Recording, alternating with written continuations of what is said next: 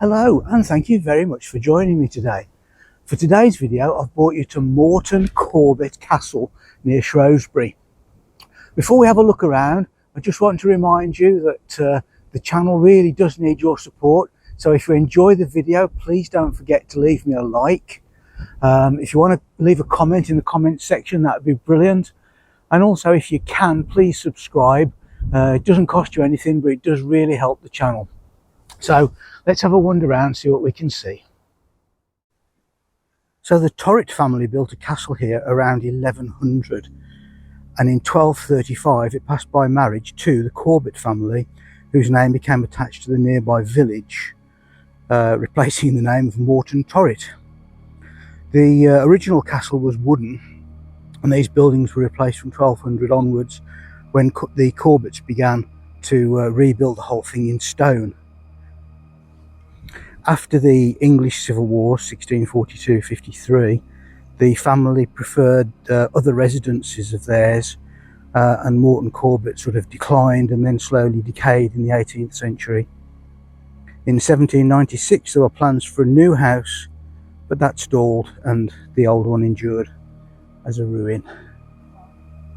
These are the earliest parts of the castle that were built around 1200. That's the tower here and the gatehouse just across there. Let's go and have a look inside here.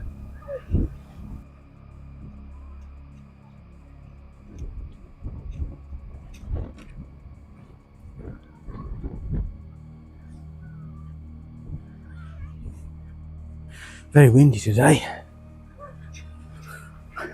Quite cold too. There we go.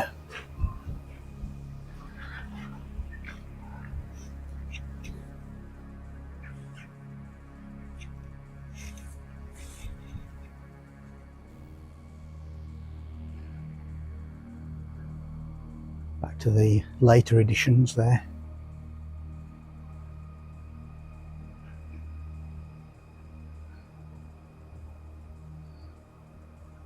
Just have a wander around towards the gatehouse.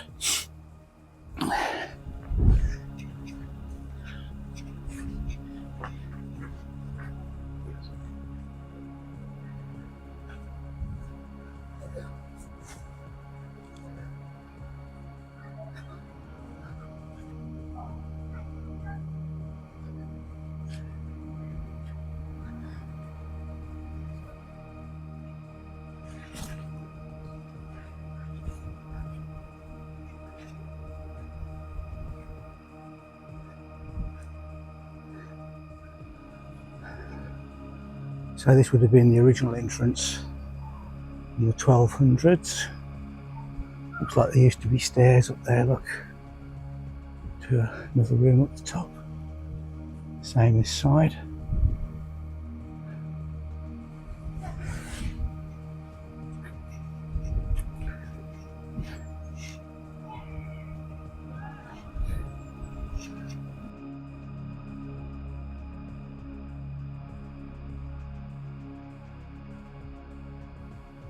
So as I said, this is the gatehouse then, one of the oldest parts here, built in the 1200s or 13th century if you prefer.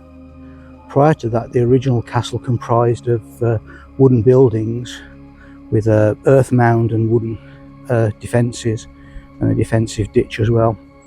I think it's probably around the 1500s that it was sort of transformed from being a castle to being more of a stately home.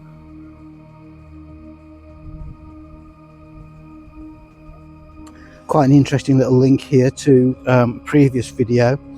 In 1216 the castle was being held by Bartholomew Torret, and he was part of the rebellion against King John. If you remember, we came across him on a previous video. He reigned from 1199 to 1216. In fact, it was at one time besieged and captured for the king by a William Marshal, but later restored back to the ownership of the Torret family. Interesting little buildings here. On closer inspection, I would say this was obviously the toilet. There you go, medieval toilet. There's another one here next to it.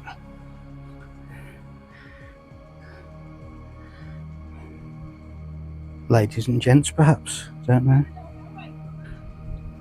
Sir Robert Corbet inherited the castle in 1578 and immediately began transforming it into a spectacular mansion with the new 3-storey south range. That's this bit we can see here on this side.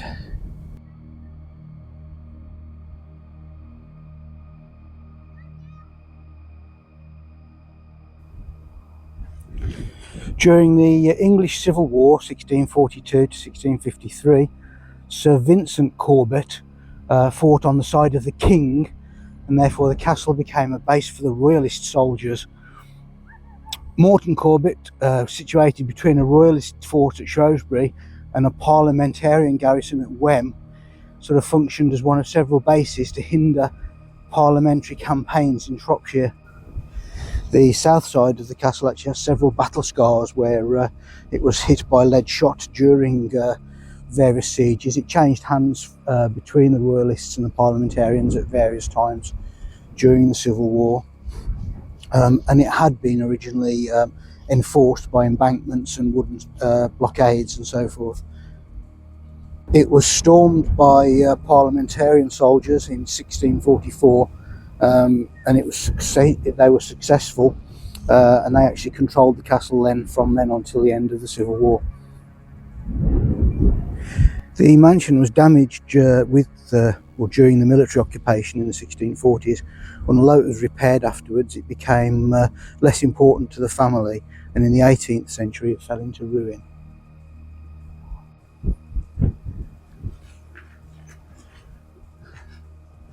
Now, I have to say, it's pretty impressive. It's in a really poor, ruinous state, but magnificent. Must have been incredible back in the day, and it was all intact. This is interesting. We've got like a basement here, or a cellar or something. Unfortunately, I haven't got a torch with me. I wasn't expecting any undergroundness, I must admit.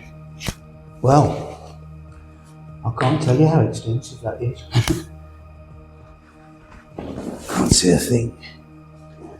To my left, I can see what appears to be an end wall. Oh yeah, and to the right as well. Now I always get used to the dark. Actually, yeah, it's actually quite small. Guess you guys can't see a thing, but yeah, really small. Interesting nonetheless.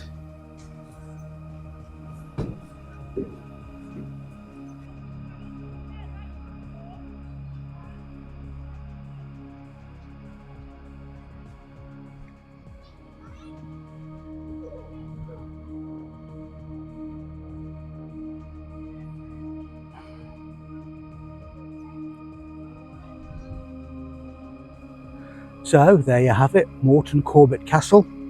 I might pop along to a nearby church in a moment, so this might not be the end of the video, but if it is, thank you very much for watching.